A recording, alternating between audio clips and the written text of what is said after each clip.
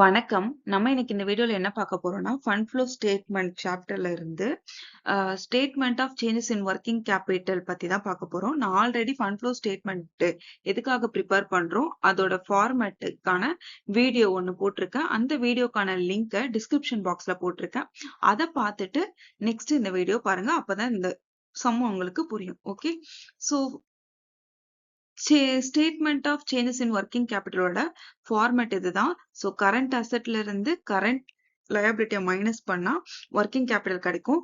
அதுல இருந்து current இயர்க்கும் previous இயர்க்கும் எவ்வளவு டிஃபரன்ஸ் இருக்கு அப்படின்னு பார்த்தோம்னா அது இன்க்ரீஸ் ஆச்சா டிக்ரீஸ் ஆச்சா அப்படின்றத ஃபைண்ட் அவுட் பண்றதுதான் statement of changes in working capital.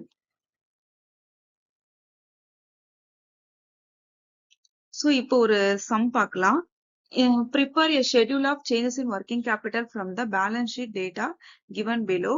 Liabilities அதுக்கப்புறம் 31/12/2015 31/12/2016 2 இயர்ஸ் கொடுத்திருக்காங்க. இது ஓப்பனிங், இது க்ளோசிங். அதுக்கப்புறம் அசெட் கொடுத்திருக்காங்க, அதுக்கும் சேம் இயர் தான். ஸோ லயபிலிட்டியில ஷேர் கேபிட்டல் வந்து 3 லேக் இருக்கு. இங்க வந்து 3,75,000 கரண்ட் இயர்ல இருக்கு. அதே மாதிரி கிரெடிட்டர் வந்து 1,06,000 கரண்ட் இயர்ல 70,000. ப்ராஃபிட் அண்ட் லாஸ் அக்கௌண்ட் வந்து 14,000 31,000. நெக்ஸ்ட் வந்து மிஷினரி வந்துட்டு 70,000 அண்ட் கரண்ட் இயர்ல வந்து 1 லேக். ஸ்டாக் இன் ட்ரேட் வந்து 1,21,000 1,36,000. டேட்டாஸ் வந்து 1,81,000. அப்புறமா கரண்ட் இயர்ல 1,70,000. கேஷ் வந்துட்டு 48,000. கரண்ட் இயர்ல 70,000. ஸோ இதுல நமக்கு என்ன தேவை அப்படின்னா statement of changes in working capital prepare பண்றதுக்கு கரண்ட் அசெட்டும் கரண்ட் லயபிலிட்டியும் தான் தேவை. ஓகேவா? ஸோ இப்போ ஃபர்ஸ்ட் அசெட் பார்க்கலாம். கரண்ட் அசெட் தான் நம்ம ஃபார்மேட் படி இங்க போட போறோம். ஸோ எதெல்லாம் கரண்ட் அசெட் பார்த்தோம்னா stock in trade, debtors, cash. So மிஷினரின்றது ஒரு பிக்சர் அசெட், அது வரவே வராது. ஸோ அப்ப இங்க ஃபர்ஸ்ட் ஒன் என்னன்னா ஸ்டாக் இன் ட்ரேட். அப்போ ப்ரீவியஸ் இயர்ல அதோட அமௌண்ட் என்னன்னா 1,21,000. கரண்ட் இயர்ல எவ்வளோனா 1,36,000. ஸோ அப்போ கரண்ட் இயரையும் ப்ரீவியஸ் இயரோக்கான டிஃபரன்ஸ் என்ன அப்படின்றத பார்க்கணும். ஸோ கரண்ட் இயர்ல 1,36,000, ப்ரீவியஸ் இயர்ல 1,21,000. அப்ப என்ன ஆயிருக்கு? கரண்ட் இயர்ல வந்து ஸ்டாக் இன் ட்ரேட் வந்து இன்க்ரீஸ் ஆயிருக்கு. ஓகேவா? ஸோ அப்போ ரெண்டுத்துக்கும் உள்ள டிஃபரன்ஸ் என்ன? எவ்வளவு இன்க்ரீஸ் ஆச்சுன்னா 15,000 இன்க்ரீஸ் ஆயிருக்கு. ஓகேவா? சோ அத வந்து இன்க்ரீஸ் காலம்ல போடணும். நெக்ஸ்ட் வந்து டேட்டாஸ். சோ டேட்டாஸ் எவ்வளவு இருக்காரு பாருங்களேன், 1,81,000. நெக்ஸ்ட் வந்துட்டு கரண்ட் இயர்ல 1,70,000. சோ என்னன்னா கரண்ட் இயர்ல வந்துட்டு டிக்ரீஸ் ஆயிருக்காரு, ப்ரீவியஸ் இயர்ல தான் இன்க்ரீஸா இருக்கு. அப்ப ரெண்டுத்துக்கும் உள்ள டிஃபரன்ஸ் என்ன அப்படின்னு பார்த்தோம்னா 11,000 வந்து டிக்ரீஸ் ஆயிருக்கு. ஓகேவா? சோ மெயினா என்ன செக் பண்ணணும்னா கரண்ட் இயர்ல இன்க்ரீஸ் ஆயிருக்கா இல்ல டிக்ரீஸ் ஆயிருக்கா அப்படின்னு ப்ரீவியஸ் இயரை கம்பேர் பண்ணும்போது கரண்ட் இயர் இன்க்ரீஸ் ஆயிடுச்சு இருந்ததுன்னா இன்க்ரீஸ் காலம்ல போடணும், டிக்ரீஸ் ஆயிருந்ததுன்னா டிக்ரீஸ் காலம்ல வேல்யூவை போடணும். ஓகே. நெக்ஸ்ட் வந்து கேஷ். கேஷ் வந்து 48,000ன்றது ப்ரீவியஸ் இயர், கரண்ட் இயர்க்கு எவ்வளவு அப்படின்னு பார்த்தோம்னா 70,000. அப்ப என்ன ஆயிருக்கு? ப்ரீவியஸ் இயரை விட கரண்ட் இயர் வந்து இன்க்ரீஸ் ஆயிருக்கு. அப்ப 22,000. சோ இப்போ வந்து டோட்டல் கரண்ட் அசெட் வந்துட்டு ப்ரீவியஸ் இயர் எவ்வளவுனா 3,50,000, கரண்ட் இயருக்கு 3,76,000. Next current liability. சோ இந்த சைடு நீங்களே பாத்தீங்கன்னா லயபிலிட்டி சைடுல எது கரண்ட் லயபிலிட்டினா ஒன்லி கிரெடிட்டாஸ் மட்டும் தான் current liability. Okay. So creditors எவ்வளவு இருக்காருன்னு பாருங்களேன். சோ கரண்ட் இயருக்கு வந்துட்டு 70,000, ப்ரீவியஸ் இயருக்கு வந்து 1,06,000.